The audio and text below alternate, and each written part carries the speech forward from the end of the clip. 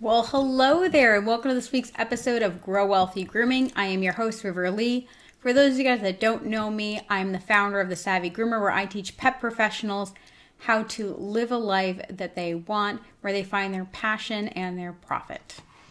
So let's go ahead and hop into today's topic. Now I'm going to go ahead and bump out the chat so I can see it as I'm going. I know the computer keeps yelling at me. It's like, what are you doing? Hey, Turquoise Laura, good to see you. So today's topic is, if I can get it, all about soulmate clients again, and we're going to talk about cherishing loyalty. Now, for those of you guys that got to see yesterday's business membership, our Savvy Groomer business membership, where we talked all about how to identify soulmate clients. Hey, Jennifer, great to see you. We got to talk all about how to identify these soulmate clients. And I want to thank everyone that was there for the live workshop in our business membership. And next month in March, we are going to be doing all about how to market to these soulmate clients. One thing I hear, last week we talked about the hot pocket guy. We talked about the Tinder date, the fling kind of client. And this week I want to talk about the importance of cherishing the loyalty of our soulmate clients, these ideal clients, these perfect clients. So all too often I see you guys asking, how can I get more clients? We want new people coming in the door. What I don't see a lot happening is I don't see you guys spending the time to cultivate and to create a better relationship with the clients you currently have. You guys kind of set up these situations where you're like, they must be groomed every 4 weeks. They have to be willing to work on my schedule, which is during the day, no evenings, no weekends. I want them to drop off exactly when I want them to drop off. I'm only going to give them a 30-minute window to pick up. Like all of these things. And it's so funny because, again, I really am enjoying this kind of relationship metaphor. Because I want you guys to, again, in this metaphor, imagine a relationship with someone like that. Now, I've been single a long time, and I'm really okay being single. I want to meet the love of my life. Don't misunderstand. But I do have high expectations. And because I have high expectations, I also am the kind of partner that I do a lot for them. I'm an all or nothing kind of person. If you guys are my coaching clients, you know that, where I give you my heart, I give you my soul, I put everything into what I do. So sometimes that works out and sometimes it doesn't. You have to make sure that what you're doing makes sense for you and your lifestyle. But with these clients, oftentimes you guys want a lot from that client, but you're not giving back. You're kind of that spoiled brat girlfriend who wants a man to be 6'2", and he's got to have blue eyes and a 6-pack and make $100,000, but he needs to love me for me and how I am. You have to look in the mirror and figure out, are you the kind of are you the kind of groomer that this client would want? And sometimes yes and sometimes no. And a lot of times you guys, again, will point out, I have the best grooms. Well, the best grooms are subjective. And I know I'm going to get shot here, but I had a saying in my grooming salon. The saying was, they can't see that extra 30 minutes of scissoring. Now, I can. You can. But if I showed a customer 2 dogs, and I'm not talking about something amazing like a plush Sarah Druin dog, but if I took 2 basic haircuts, let's say a 5-strip, half-inch round teddy bear face, blade down the legs and finish scissoring up, trim the tail, trim the ears. The person who spent an extra 30 minutes thinning, shearing, and blending the lines, they're not going to notice that much, or they're generally not willing to pay more for it, unless if that is your brand. And that is where we tap into vanity of a client. But with these soulmate clients, oftentimes you guys are not cherishing their loyalty, their willingness to work around your high maintenance expectations. When I look at somewhere like Petco and PetSmart, for those of you guys that know, I have a standard poodle. She's never on the ship. My cat he comes in, he's always trouble. The dog, she doesn't even, like, she's so good. She's like, he's just like lovely, and I pet her, and she's just very sweet. A beautiful standard poodle named Rory. And she's a party poodle, which makes her even more fun. But around Christmas time, I was busy. I had been injured on Halloween, so I wasn't feeling up to groom her. And I knew there was no way I was going to get her into a good grooming salon, like a grooming salon that I would like to take her to. However, I was able to get her in. I could actually pull up the day on my phone because I was like, oh man, how am I going to get this dog groomed? So the Saturday before Christmas, the 19th, I looked at the 18th because what was happening is my employees had offered to groom her, but there was just no way they were going to be able to do it. Between everything they had to do, I was not in the van because of my injury. They had everything under control. But I just wasn't going to, it wasn't fair to ask them to groom a standard poodle right before Christmas. And she was at the point where she had to either get groomed or I was going to have to 10 strip her nose to tail again. So I went online on the 18th of December to look for an appointment. I was able to get my dog in on the 19th at 9 a.m. So Petco's like that, guys. Petco is... I got my standard poodle done. I mean, I got her, I wouldn't call it a lamb cut. I think they tried. It was kind of like they had seen a German, they had seen a lamb cut, and they were kind of doing whatever they were interpreting that all as. And it was an okay haircut. It was a solid haircut.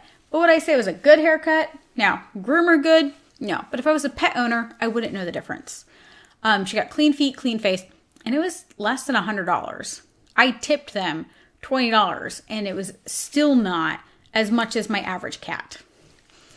So that is what Petco is like, right? You can just go online. You can generally get a last-minute appointment very easily. They're cheap. They're convenient. They had texted me when they were done. It was really simple and easy. I was even able to pay on the app. Like, it was so simple, so easy, so convenient, and so cheap. Well, the clients that are going to be attracted to that may not always be the best clients. But if I'm treated the same at Petco PetSmart than I am at your salon, why would I spend more money to be with you? So I want you to really consider that for a second. A lot of times we go, oh, we get better haircuts. Okay, well, again, that's generally not what it comes down to. It might be expertise or education, but how does that actually help the client? How are you going to communicate in a way that that client is going to view that and see that as a plus? Now, some of us do that really, really well. In my grooming salon, I had a person up front not 24/7, but I always had a receptionist who was well educated and could educate the client, guide them into the right price, whatever the right products are, the right groom, get them on the right schedule. But most of the time, we only have, see, I told you, no, you can't lick yourself on camera. Drive me crazy. I lost my train of thought a little bit, but basically, I had someone to sit there and sell, and I had someone to educate, and I had someone to help. But a lot of you guys, you're not really doing that. I had this really fun, adorable grooming salon that I was taking my dog to, and I just felt like I was nobody. Like, I don't need to be important because I'm Riverly. I just want to feel valued as a customer. It was like I would bring the dog in. They didn't even ask me what I wanted. It was just be like same as last time. And I was like, well, what did we do last time? Was it just this and this and this? I was like, yeah. I'm like, okay, that's fine. Whatever you think is best. I had no idea what was included. I had no idea what was not included.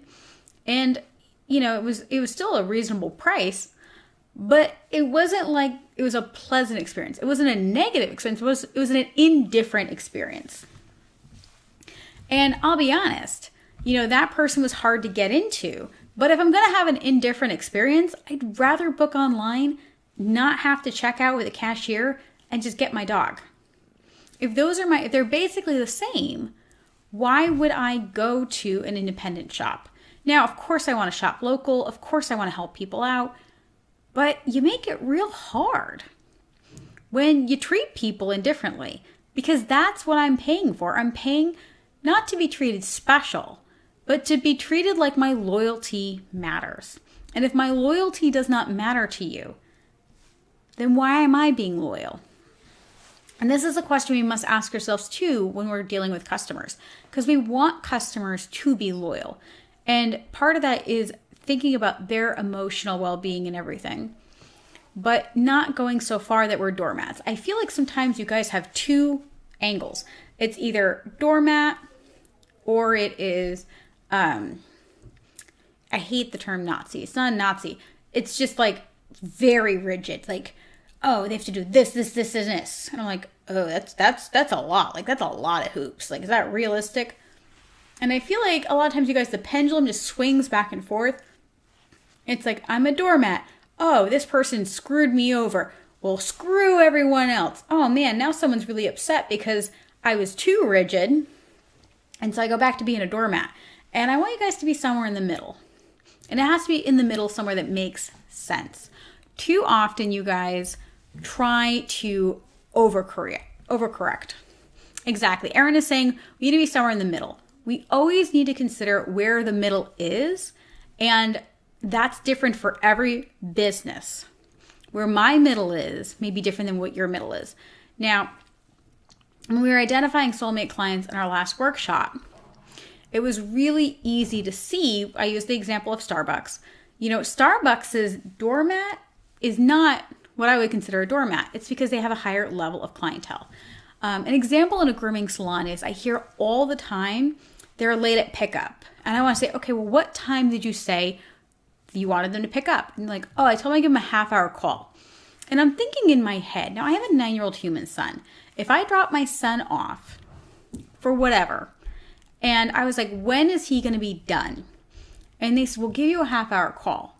Now, I'm going to assume it's going to be between 2 and 4 hours, right? Because that's what grooming generally is. But, you know, if I'm going somewhere, because I'm not going to sit around, you know, if I'm paying you top dollar, if I'm paying you high prices, guess what? I'm not the kind of person who's just sitting with my thumb up my butt. I'm the kind of person that is, I'm going to be grocery shopping. I'm going to be doing something at my house. I'm going to be working. I might be on a call. I'm going to be doing something to occupy my time. I have other things to do in my life. The fact that I drop my dog off to you generally means that I like you enough to go out of my way and spend that time driving and dropping my dog off.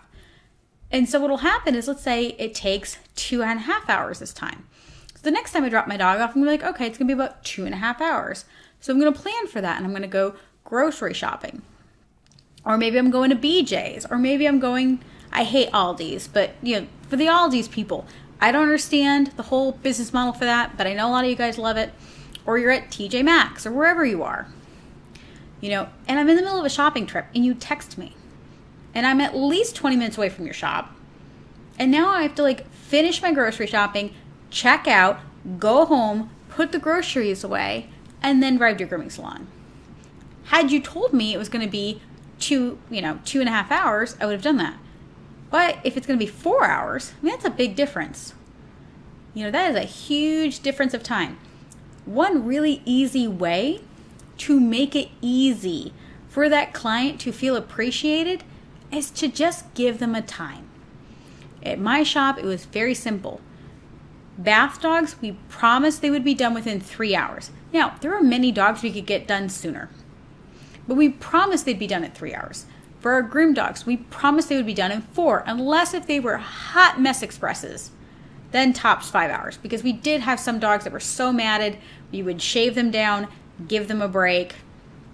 A lot of them really needed those extra breaks, or elderly, are very elderly. You had a few very elderly, like golden retrievers, and they just needed breaks, so they might be there longer. But we always had a done time, so that person could plan their day to come back. And I'm always noticing in these Facebook groups, people saying things like, oh, well, they should just sit around for 2 hours. And I'm like, but wait, don't they come to you?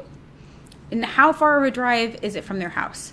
And a lot of times you guys have your shops not in the most affluent areas, but you're pulling people from those affluent areas because maybe you're the next town over, but maybe that's a 20-minute drive and you only give them a half-hour warning, right? And then that's, and you're like, oh, they can make an hour work. Depends on what they're choosing to do. But what generally happens is that I want to remind everybody I don't want to remind everybody. I want to make sure anyone who has not either seen our workshop, which is all about identifying soulmate clients, or if you haven't seen any of our other videos. We talk about 3 different clients. Our soulmate client, who's the client that is just perfect. Everything about them, you're just like, yes. Like they have the right kind of dogs you like to do. They have the right grooming schedule. They're like, whatever it costs, just do it. They're that client that walks in, you're like, oh my God, this is perfect. And on the flip side, when they walk in, they're like, oh my God, I've been looking for this groomer. This is perfect. Your ideal clients, I think of it in, again, the analogy like dating. They're the kind of person you're like, I like a lot of things about this person. I don't know if they're the one, but I like a lot of things about them. I'm going to give them a shot. And so, there's going to be things that are back and forth. And then what I call the fling, the Tinder, the hot pocket guy. These are all the, hey baby, can I, that midday Saturday groom.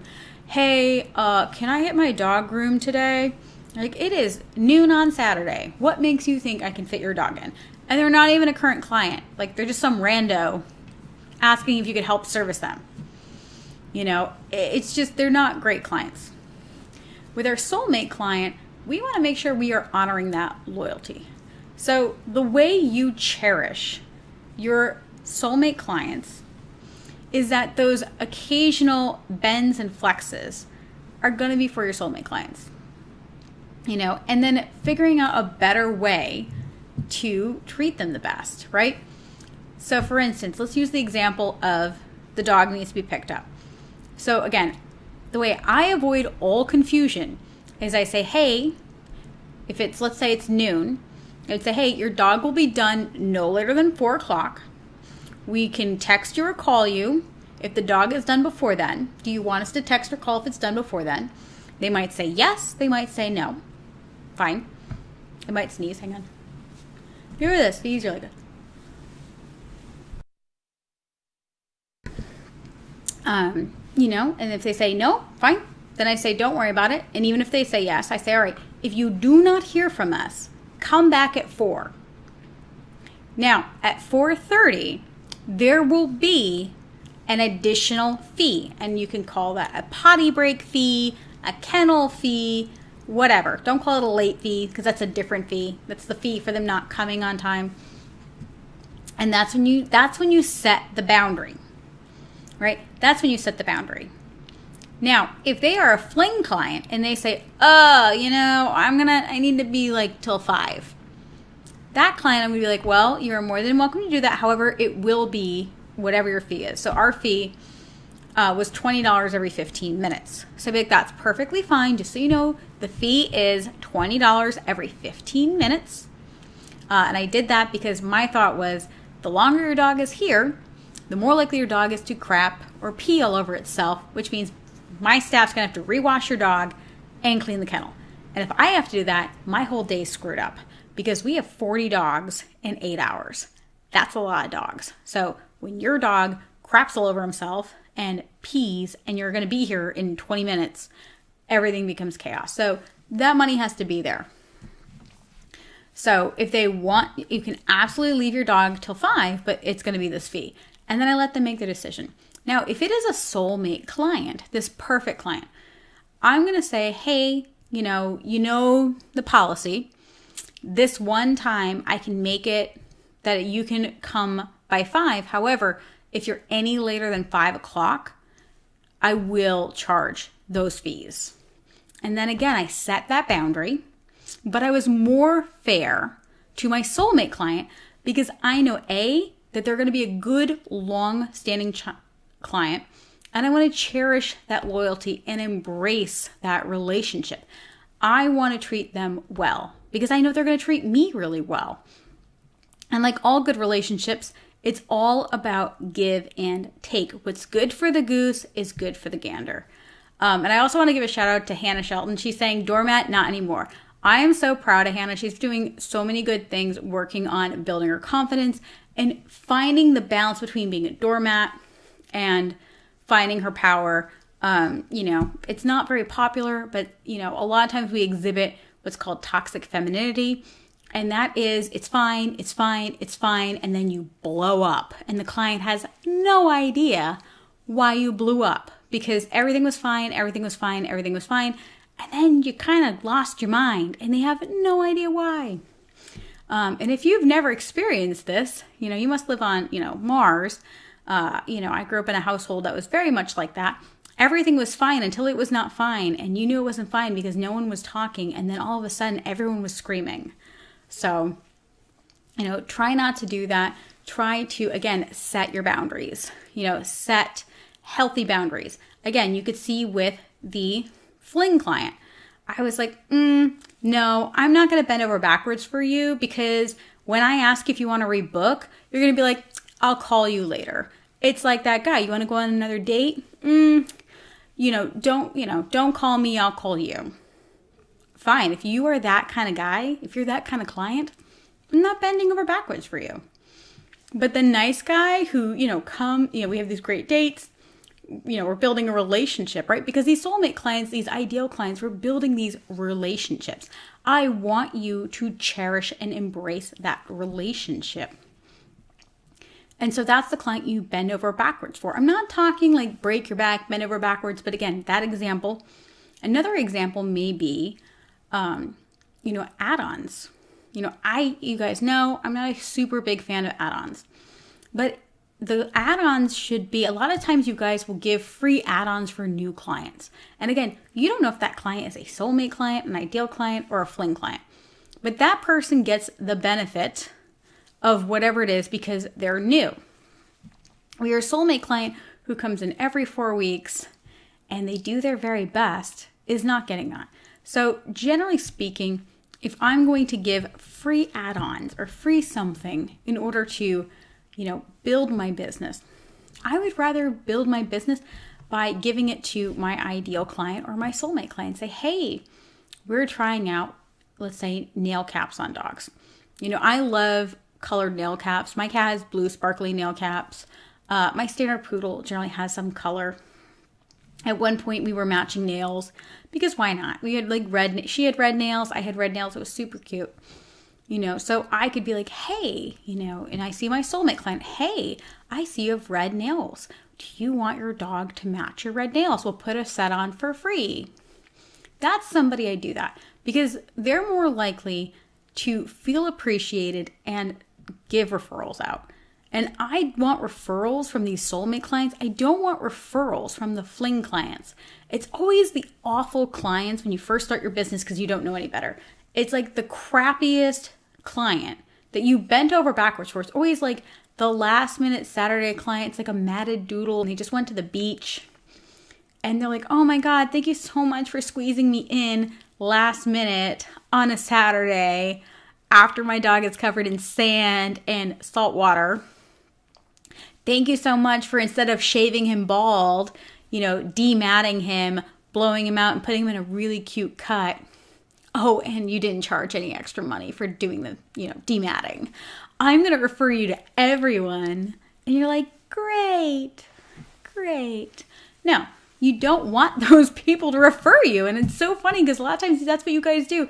It's like these people that have no investment in your business. You bend way over backwards. And then they refer you their other friends who don't value grooming. They're also the kind of people that are like, I want to get you groomed, a couple of times a year.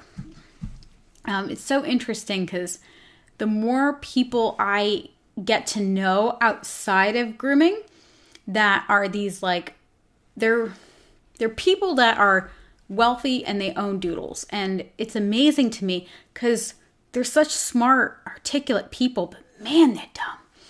And we went to a 4th of July party and everything was wrong. And they're giving advice to their friends who have doodles. They're like, yeah, what we did is we put a prong collar on him and tied him to a stake in the backyard because he was jumping all over the kids. So we just put a prong collar on. So when he goes to jump on the kids, he gets not only yanked back, but pronged. Yeah, And, we let the kids play with him and they're letting them super soak the dog. And I'm like, this is my hell. Because not only do they think that what they're doing is good, they're also advising their friends. And so that's not the story I want them to tell about my shop. I don't want them, hopefully not the prong collar, but, I don't want them to say, oh my God, River got me in last minute on a Saturday. My dog was disgusting. My dog only gets groomed 4 times a year, and she was able to demat the dog, right? And she charged me $100 for a 85-pound doodle. That's not what you want someone to tell. That is the opposite, because then all those crazy people that think that's normal, think that's okay, are going to come find you. Now, what I want is my Soulmate client who pays my prices, comes for me, it's every 4 weeks, and all these other things. And you know what she does? And I give her a free add-on, and she goes on and says, wow, I go every month to River Salon. My dog is always groomed and cleaned. I know exactly what to expect. Insert other praises. As a nice surprise, she offered to give Fluffy these red nail caps to match my nails. And I just really appreciate her. That's a client for life. And I also want you guys to consider, what are you doing to remind your clients that you appreciate them? Not just any client, but the good clients, right? The client, these fling, these Hot Pocket. I know, I feel so like Hot Pocket's going to end up suing me, but like as somebody who grew up with, I'm an anime nerd. I love anime. When I was growing up, all my friends were male. Well, it's not right, 2 female friends, but most of my friends were male, and they all play video games. And a lot of them still live in their parents' basements and play video games and eat a lot of Hot Pockets. Like one of the guys I went to go hang out with a few years ago, and it was literally like a mini fridge and a microwave next to his, he had like a 2-liter bottle of Mountain Dew on his thing and yeah, no, he just never left high school. So whenever I say the Hot Pocket guy, that's what I think. Somebody that when they ask you out, you're mildly offended. Like, you have, because it's not like they feel ashamed they live in their parents' basements and have no drive or ambition. It's almost like a badge of honor. It's like, oh man, my mom does my laundry. Like, I'm a badass. She does my laundry. And you're like, no, that is not something to be proud of as a 30-something-year-old man. The fact that you've never paid rent is not something to be proud of. So whenever I talk about the Hot Pocket guys, that's what I'm talking about. And as a woman who's been single, it'll be 3 years in July. That's where, that reference comes from. We want to get the good guys, right? We want the Soulmate clients. So make sure you're doing things to make sure these clients feel good. Some quick things that I do, and then I'll let you guys go for the day. Every new client I call them 2 to 3 days later. And it does depend, because if I were to go on Friday, I'd probably call them Monday or Tuesday. I also get I get a little thank you card, make a handwritten note with personalized information about their pet. So right now I'm doing cats. So it might be, I was so excited to be the person to give Fluffy their first lion cut. I know he was a little bit scared, but I was really grateful that he trusted me. I might take a picture of the cat. I always do before and afters, but sometimes I'll take a picture with the cat with me, or the cat in the tub, or a cute picture. And it's 15 cents at Walmart to print it out. And I'll get it printed, and then I'll just put it in the thank you card and mail it. I also spritz it with whatever cologne I would use. When I was doing dogs, I used to do this. I used to spritz this with we always use South Park Blueberry Facial as our our signature cologne. So I'd spritz the letter with that, and I would send it to them. And a lot of times they would already have gotten the thank you note, and I'd be like, I just want to make sure Fluffy had a good experience, and if there's anything I can do that can be better, I would love to figure that out. And so I just created a lot of loyalty because I gave them an experience no one else is going to give them. I showed them that I care, because I genuinely do care. But taking those extra steps shows how much I care. And it costs me so little. A thank you card, I can get 10 for $1 at the dollar store. A a 15 cents printout card. And it did take time. It took probably 10 minutes for me to thoughtfully write that note. And it did take me probably at least 10 to 30 minutes to make that phone call. And then I follow up with them generally quarterly, every 2 to 3 grooms. And every time I have them do a different, so when I had my groomer do their pet, I always let them know. And then I would also just call them a few days after the groom. Hey, I saw that Fluffy saw Amy. Was there anything that I should be aware of? Are you guys good? You have any concerns? If you have anything, just let me know. I saw the after photos. Fluffy looks amazing. I'm kind of jealous that it looks like Amy had a great time and really bonded with Fluffy. Creating that kind of loyalty, and showing them that you appreciate them too. Now, I got to see on Facebook on Valentine's Day, which was Sunday, all these beautiful things that your spouses, whether you guys are, with a man or a woman, all of these really beautiful ways that they showed you they cherish you, right? There were flowers. There were all kinds of really cool, like some of you guys are into some really cool stuff, just different gifts or different thoughtful ways to show you they care. And it makes us feel really good, right? That's important. And so what can you do to show your clients, your good clients, not these fling clients, the ones that you want to be in a long-term grooming relationship with? How can you show them that you care about them? How can you show them that you cherish their loyalty? I want you guys to really consider that, because it's through those long-standing relationships and building that line of communication that if there's ever a problem, you have built know, like, and trust. They know who you are, they like who you are, and they trust you. And if your customers do not know, like, and trust either you or your brand, then there's no way they're gonna stay loyal.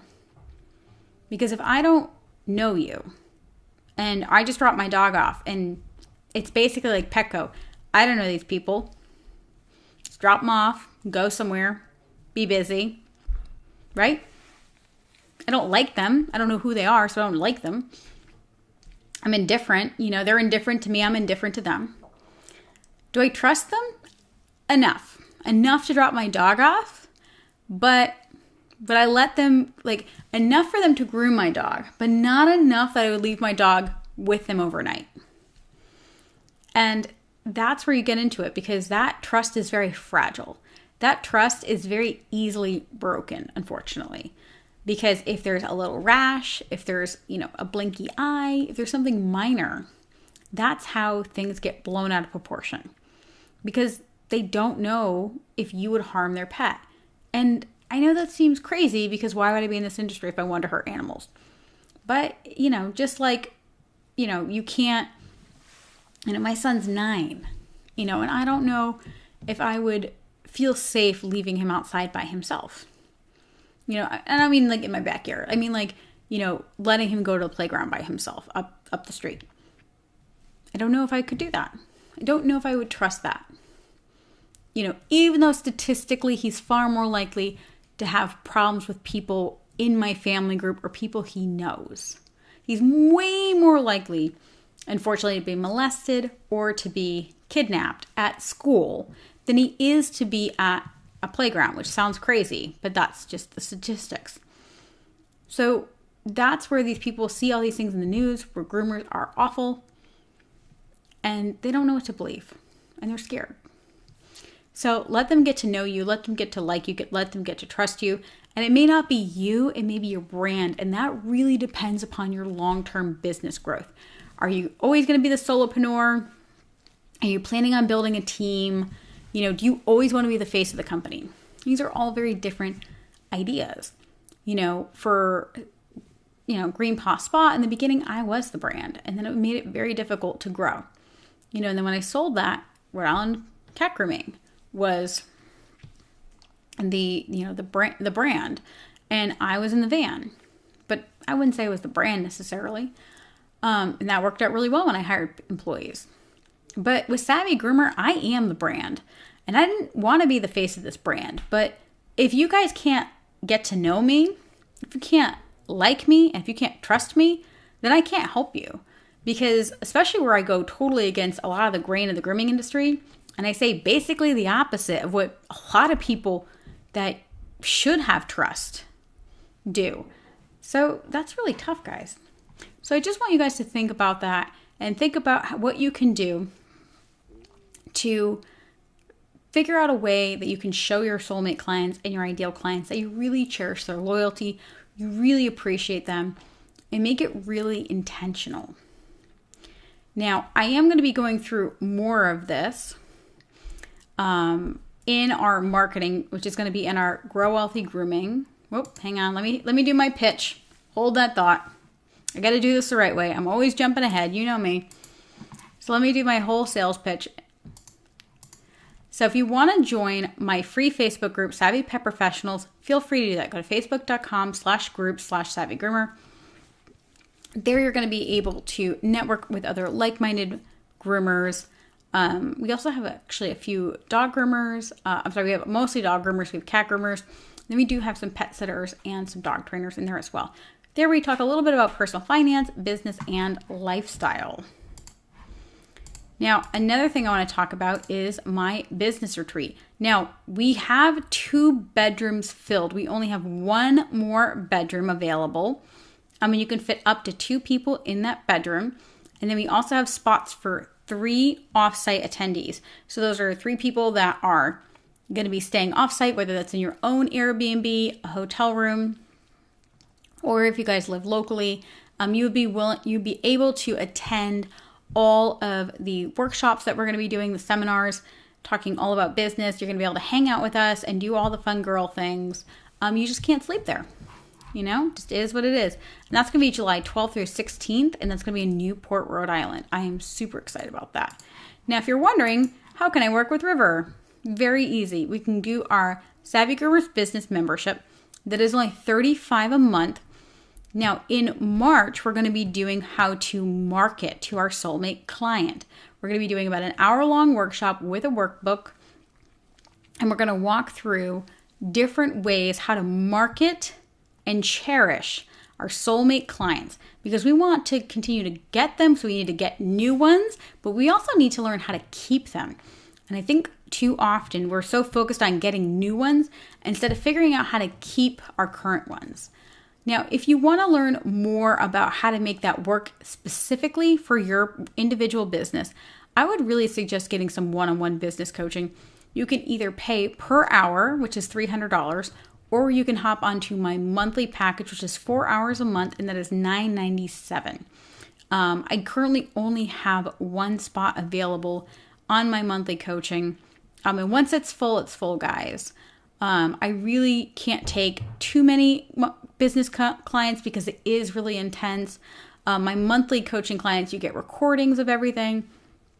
We go ahead and, we have interaction the entire time. So we use Voxer and things like that, so that as you're doing what you need to do for the week, it gives you an opportunity to follow up during the week to finish up what you need to do. Now, if you're wondering to yourself, how the heck can I pay for all this? No worries. I have my 12-week course called Personal Finance on a Leash, where I teach you how to make your money work for you. Too many groomers are burnt out and broke, and Personal Finance on a Leash is a 12-week class where we go ahead and teach you about your relationship with money, how to keep more of the money you earn, and make your money work for you. That said, that is open. Our next opening is in April. However, if you want to go ahead and get in now, you will not have access to the online course, but you can hop into the group. Now, if you want to jump the line and go ahead and hop in early, you can also sign up for our one-on-one business coaching. The monthly coaching packages include immediate access to our business membership and immediate access to Personal Finance on a Leash. Whoop, I can't find my face. There I am. All right, guys. So it was so great seeing you guys. I can't wait to see you next week. If you have any questions, you can always message me through Facebook. You can look on my website, savvygroomer.com. You can post in our free Facebook group, reach out to me. Oh, my kitty's being crazy. I don't know if you guys can see him. No, he's just a little too short. Making me crazy, Mr. Daisy. All right, guys. Well, take it easy, and I'll talk to you next week. Gotta find my outro. Happy grooming.